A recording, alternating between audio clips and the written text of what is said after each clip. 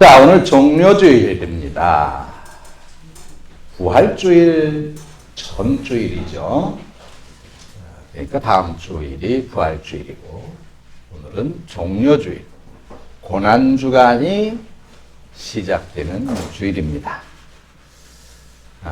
아시다시피 예수님께서 예루살렘에 입성하실 때 많은 군중들이 예수님을 그냥 환영을 하면서 자기 겉옷을 길에 펴고 또 종려나무 가지를 들어 베어서 흔들면서 호산나 찬송하리로다 주의 이름으로 오시는 이 곧 이스라엘의 왕이요라고 환영하는 그런 장면을 기념하는 주일입니다. 그래서 이때 사람들이 호산나 했다고 해서 호산나 주일이라고 이제 하기도 합니다. 기독교는 그래서 특별히 이 부활절 전 주일인 오늘을 종료주일로 그렇게 지키고 있는 것입니다. 아마 모르긴 몰라도 오늘은 전 세계 모든 교회가 이 종료주일을 주제로 예배를 드리고 또 이렇게 저처럼 설교를 할 것입니다. 우리가 가지고 있는 신약성경 중에서 예수님의 생애를 다룬 그 성경이 딱 4권이 있죠. 마태복음, 마가복음, 누가복음, 요한복음입니다. 근데 이 복음서들이 전부 똑같이 예수님의 오늘 예루살렘 입성하시는 장면을 기록하고 있습니다. 그런데 오늘 우리가 읽은 이 요한복음을 제외한 나머지 3 복음서에서는 종려나무 가지를 흔들었다. 종려나무 가지라는 말이 등장하지 않아요. 요한복음에만 종려나무 가지가 이제 등장을 하고 있는데, 다른 3 복음서에는 종려나무 가지라고 하지 않고 나뭇가지를 흔들며 나뭇가지를 흔들며 이렇게 되어져 있습니다. 그 나무가 무엇인지 요한복음이 없었다면, 요한복음에서 종려나무 가지라고 하지 않았다면 어떤 나무였을까 아마 몰랐을 수도 있겠죠. 그런데 종려나무 가지를 흔들었다는 오늘 본문의 말씀이 있기 때문에 이제 종료주일이라 이렇게 부르고 있는 것입니다. 근데 저는 생각을 해봤어요. 오늘 예수님이 예루살렘에 입성하시고 그리고 4일 후에 닷새 후인가요? 성금요일 날 체포되시고 그 전날 체포되시고 성금요일 날 십자가에 죽으시고 그리고 이제 다음 주일날 이렇게 부활을 하시는데 오늘 예루살렘에 예수님께서 입성하시는 것이 종료주일이 과연 맞을까? 과연 종료주일이라고 불만할까? 를 한번 여러분들 생각을 해 보겠습니다. 우리가 흔히 성경을 어떤 그 선입견 속에서 보는 그런 경우가 많이 있어요. 예를 들어서 우리가 흔히 하는 말입니다만 예수님께서 십자가에 달리실 때 오른편과 왼편에 다른 강도 둘도 같이 십자가에 달렸죠. 그런데 그들 중에 당신은 메시아입니다. 당신이 천국에 임하실 때 나도 기억해 주십시오. 그래서 예수님께서 그래 오늘 네가 나와 함께 천국에 있을 것이다 라고 말씀하셔서 구원받은 강도는 오른편의 강도일까요? 왼편의 강도일까요? 그러면 언뜻 생각하기를 오른편의 강도라고 생각을 합니다. 왜 그러냐 하면 오른편이라고 하는 것은 의로움의 상징 또는 옳고 바름의 상징 그런 이미지를 가지고 있기 때문이죠. 그래서 이 이슬람교에서는 항상 그 사람들은 손으로 식사를 하잖아요. 그런데 오른손으로 반드시 식사를 합니다. 또 이제 화장실에서 볼일을 보고 뒤처리를 하는데 여러분들은 오른손으로 하시나요? 왼손으로 하시나요? 그 사람들은 반드시 왼손으로 뒤처리, 오른손으로는 절대로 뒤처리를 하지 않습니다.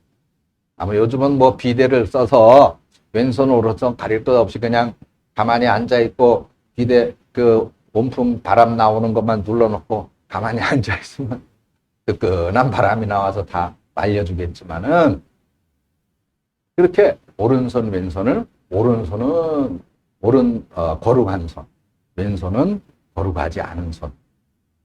오른편은 올바른 것, 왼편은 올바르지 않은 것. 예수님께서 심판하실 때 오른편에는 의인들을, 왼편에는 악인들을 모으시겠다. 이렇게 우리는 오른편에 좋은 이미지를 갖고 있다. 근데 성경에는 어디를 봐도 오른편의 강도가 그렇게 구원을 받았다. 그리고 왼편의 강도는 저주했다. 그런 말씀이 나와 있지 않습니다. 심지어 누가복음을 제외하고 마가복음과 마태복음 이 두 성경에는 이 양쪽 편의 강도들이 다 예수님을 욕했다 그랬어요. 구원받은 강도를 말하고 있지 않습니다. 자, 그렇게 우리는 일종의 어떤 선입견 속에서 잘못 성경을 오해하는 경우가 있다는 것을 말씀을 드리면서 자, 오늘 내가 이 종료주일이라는 말을 한번 생각해 보려고 하는 것입니다. 종료주일. 정말 이 종료주일이 부활절 전 주일의 의미, 그 의미를 정말 제대로 의미하고 있는 것일까? 자, 우리는 오늘부터 이제 고난주간이라고 말을 해요. 고난주간의 시작이다. 그러면 예수님 그 고난 이전에 예루살렘에 입성하는 바로 그 장면이 종료주일인데 사람들이 예수님을 이스라엘의 왕이라고 환호를 하면서 찬송을 하면서 종려나무 가지를 흔들면서 겉옷을 깔아서 길바닥에 깔아서 승리자의 입성을 환영하는 그런 의미가 과연 예수님의 고난과 부활과 의미가 맞을까? 이것이 과연 예수님의 십자가 길에 동참하는 사람들로서 제대로 예수님을 바라보고 그리고 그 예수님을 본받아 하는 행동이었을까? 저는 의심합니다. 물론 기독교의 전통은 부활절 전 주일을 종료주일로 지키고 있습니다. 제가 이것을 잘못됐다고 부정을 하면 우리 교단에서 제가 또 징계를 받을런지도 모릅니다. 분명히 종료주일이 맞습니다. 우리 교회 달력에도 여러분들 집에 달려있는 우리 교회에서 나누어드린 달력에도 오늘 뭐라고 표시되어 있어요? 종료주일이라고 분명히 표시가 되어 있습니다. 자, 그러면 이 종료주일에 이 사람들이 한 행동의 의미를 우리가 한번 생각해 보겠습니다. 자, 우리가 지금 넓은 의미에서는 이 종려나무, 그러면 이 십자가의 영광을 향한 예수님의 예루살렘 입성을 의미하고 상징하는 나무다.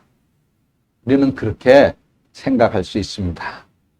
근데 여러분, 냉정히 따지면 이 당시 군중들이 흔들었던, 환호하면서 이스라엘의 왕이여라면 찬송하면서 흔들었던 이 종려나무는 십자가의 고난과 영광하고는 전혀 상관이 없습니다. 이 종려나무 가지는 정치적인 의미를 가집니다. 자신들의 옷가지를 예수님이 나귀를 타고 가시는 길바닥에 깔았다. 정치적인 의미. 지금 이 사람들은 메시아를 갈망하는 것은 맞습니다. 메시아의 예루살렘 입성을 환영하고 있어요. 좋아서 날뛰고 있습니다. 그런데 정작 어떤 메시아를 환영하는 것입니까? 지금 자신들을 압제하고 있는 로마를 무너뜨리고 예루살렘을 해방시킬, 이스라엘을 해방시킬 이스라엘의 왕, 그 메시아를 환호하고 있는 겁니다.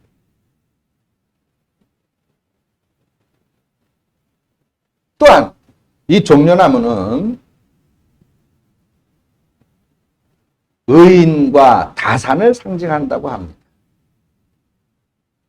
하늘로 곧게 뻗어 있는 이 종려나무의 모습이 마치 하나님에 대한 올바른 마음가짐을 보여주는 그런 믿음 좋은 사람, 의인을 상징한다고 하는 것이죠. 그렇기 때문에 의인을 상징하고 있습니다.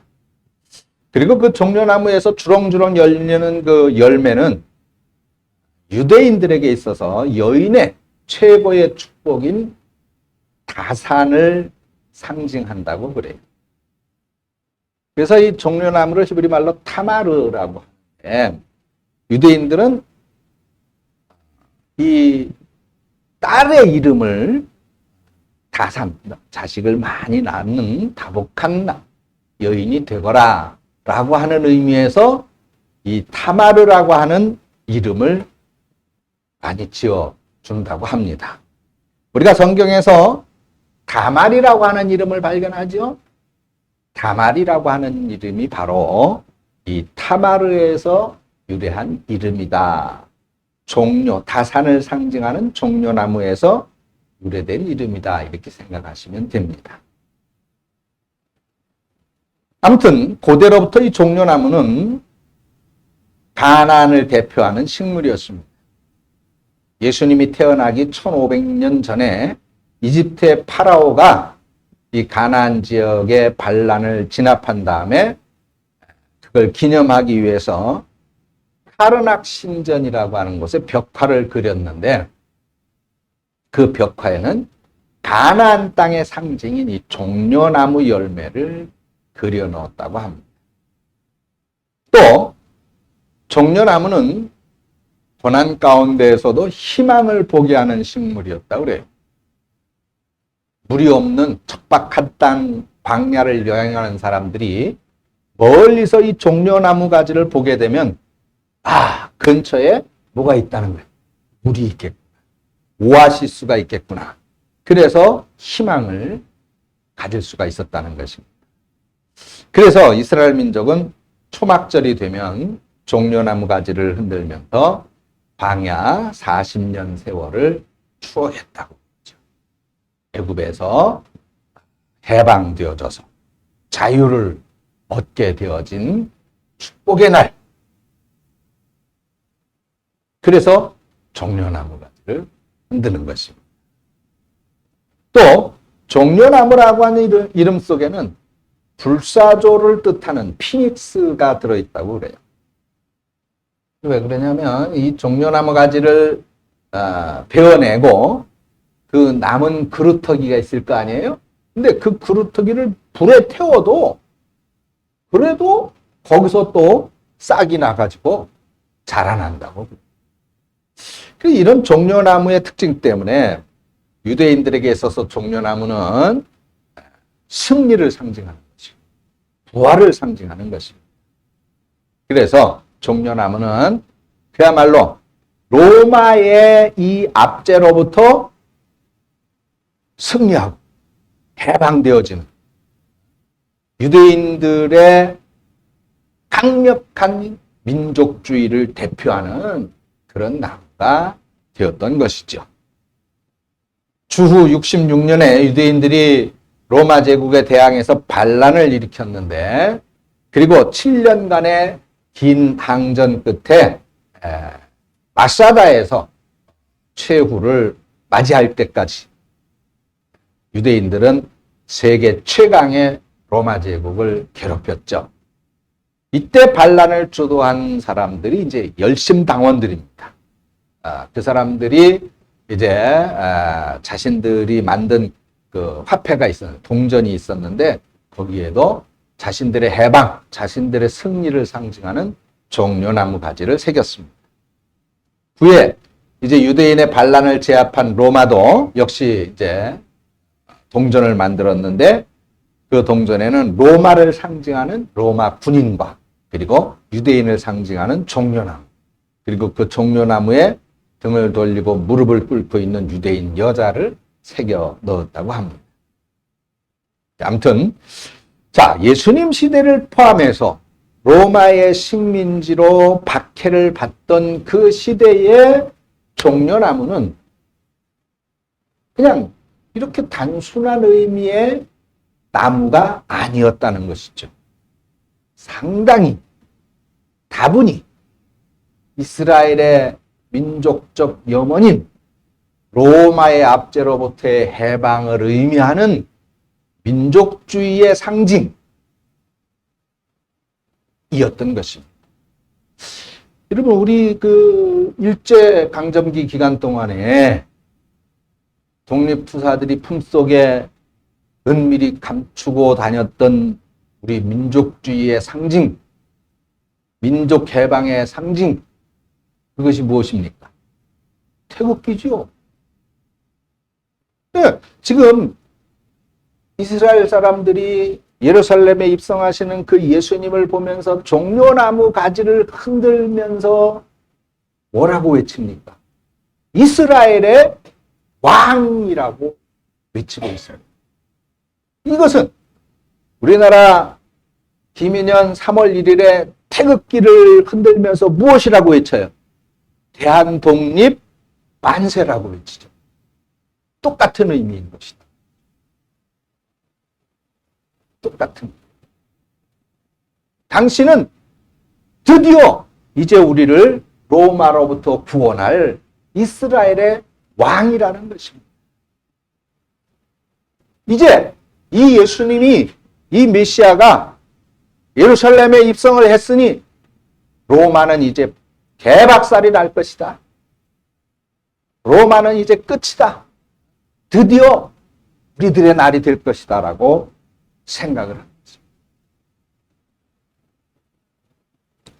로마 제국이 지중해를 석권한 다음에 팍스 로마나, 다시 말해서 로마의 평화를 이제 선언을 했는데, 쉽게 말하면 이들 괜히 독립이랍시고 또 들고 일어나고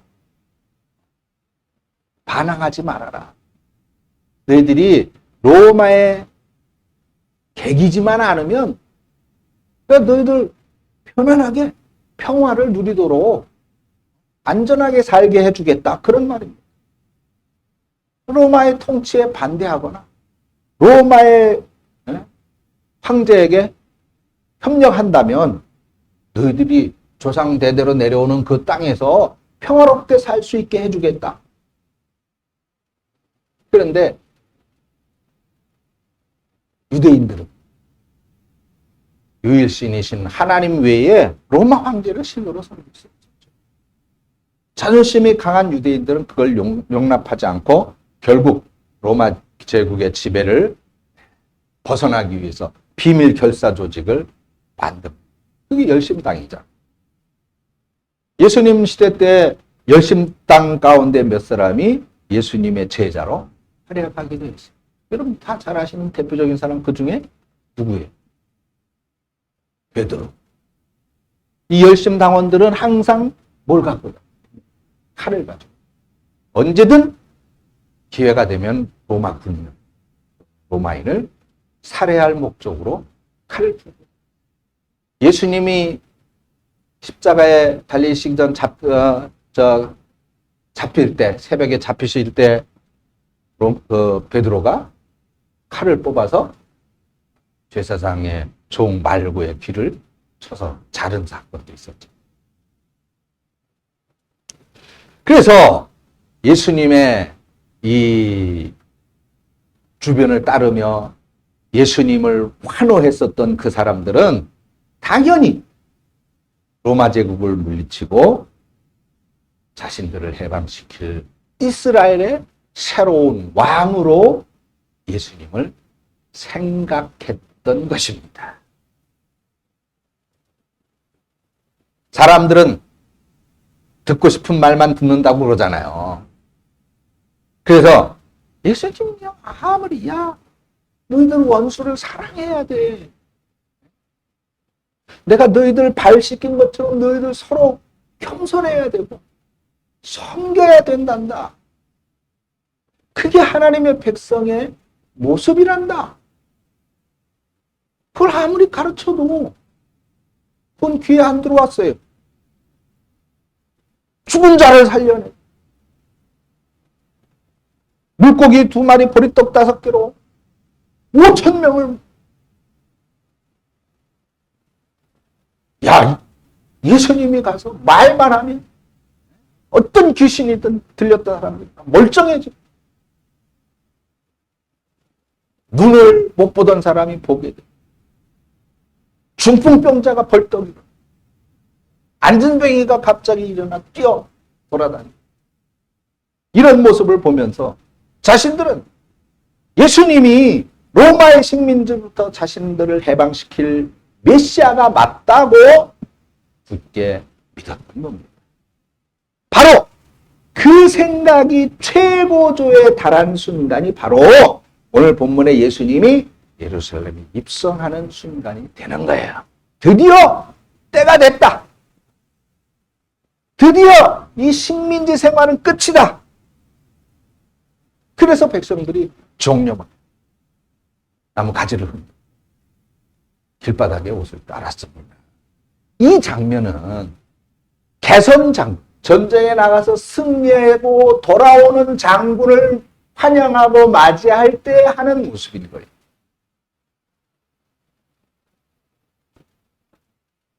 그런데 이제 이렇게 예수님이 예루살렘 성에 드디어 오셨으니 이제 로마는 끝장났어. 이제 로마는 개박살 났어. 그렇게 기대했는데 예수님의 생각은 뭐예요? 예수님의 방법은 로마를 깨트리는 게 아니라 자기가 깨지는 거예요. 자기가 죽는 거였어요. 로마를 죽이는 게 아니라 자기가 죽으려고 예루살렘에. 심지어 가장 가깝게 3년 동안 함께 생사고락을 같이 했다는 이 제자들도 그 군중들과 더불어서 예수님이 이스라엘의 왕으로서 승리의 영광만을 꿈꾸면서 정신을 못 차리고 있는 거지. 바로 이런 때 정말 내가 왜 예루살렘 성에 들어가고 있는지, 내가 여기 들어가서 무엇을 해야 할 것인지를 보여주는 장면은 종려나무 가지에 있었던 것이 아니라 예수님이 타고 가셨던 나귀 새끼에 있었던 것입니다. 어찌 보면 예수님의 예루살렘 입성의 순간에 대해서 예수님의 심정을 가장 잘 표현하는 단어가 무엇일까? 그것은 종려나무가 아니고 호산나 찬송하는 그들의 소리가 아니고 이스라엘의 왕이여 환영하는 그들의 소리가 아니고 바로 나귀 새끼라는 이 단어인 것입니다. 그래서 예수님의 예루살렘 입성을 허황된 정치적인 승리로 착각할 수 있는 이 종려나무, 종려주일이라는 말보다 공의로운 구원을 베풀며 지극히 겸손한 메시아를 상징하는 나귀 새끼 주일이 오히려 더 어울리지 않을까라고 생각해 봅니다. 오늘 본문의 14절은 그야말로 구약의 예언서인 스가랴서가 없었다면 이런 예수님의 모습은 많은 사람들의 비웃음을 살 수도 있는 그런 모습이었을 것입니다. 왜냐하면 승리자는, 왕은 당당히 군마를 타고 들어와야 되잖아요. 크고 멋있는 말, 흰 백마, 아니면 검은색의 윤기가 주르르 흐르는 그런 종마를 타고 입성을 해야 되잖아요. 그런데 구약의 스가랴서 9장 9절에는 메시아는 예루살렘에 이런 모습으로 들어갈 것이다 예언하고 있습니다. 스가랴서 9장 9절에 보니까 시온에 따라 크게 기뻐할지어다 예루살렘에 따라 즐거이 볼지어다 보라 내 왕이 내게 임하나니 그는 공의로우며 구원을 베풀며 겸손하여서 나귀를 타나니 겸손하여서 나귀를 타나니 나귀도 나귀의 작은 것 곧 나귀 새끼니라. 아멘. 16절을 보면은 제자들은 처음에 이 상황을 깨닫지 못했다. 오늘 본문 말씀이 그렇게 기록하고 있잖아요. 사람들이 로마를 무너뜨릴 정치적인 메시아를 갈망하고 저마다 자신의 구미에 맞는 메시아로 잔뜩 기대하고 있을 때 예수님은 얘들아 너희들이 생각하는 그런 메시아가 아니다. 이걸 직접 보여주시기 위해서 나귀 새끼를 다친 것입니다. 근데 여러분 이것은 2000여 년 전 예루살렘에 예수님께서 입성하실 때 종려나무 가지를 흔든 그때 그 사람들에게만 보여주신 행동이 아닙니다. 오늘 종려주의죠. 우리에게 예수님께서 무엇을 말씀하고 계십니까? 예수님의 십자가는 외면하고 부활의 영광만을 바라보고 있다면 오늘 우리는 예수님이 타셨던 작은 나귀 새끼에 다시 눈을 돌려야 되겠습니다. 예수님은 말씀합니다. 나는 이 어린 나귀 새끼를 타고 예루살렘으로 향한다. 그리고 이제 나는 너희들을 살리기 위해서 십자가에 못 박혀 죽을 것이다.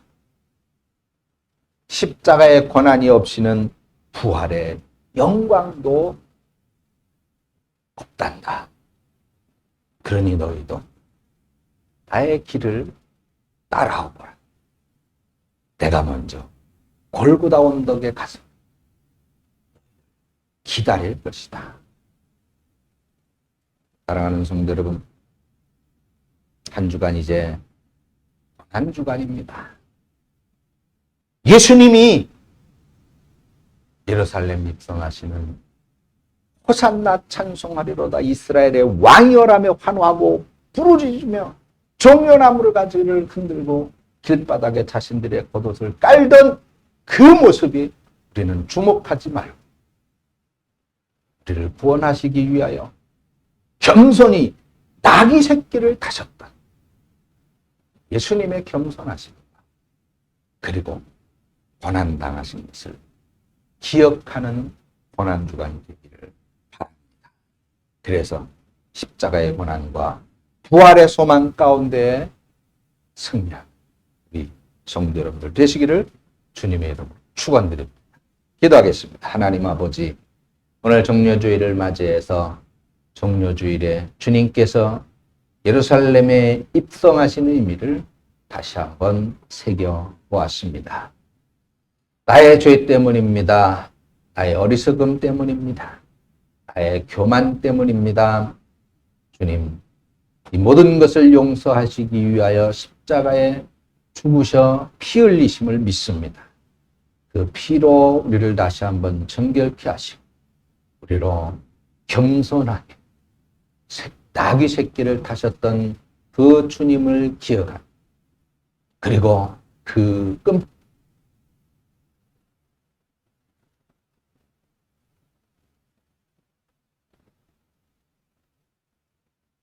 그리고 경건하게 믿음으로 승리하는 우리 성도님들이 모두 되어지도록 인도하여 주시옵소서. 예수님의 이름으로 기도합니다. 아멘.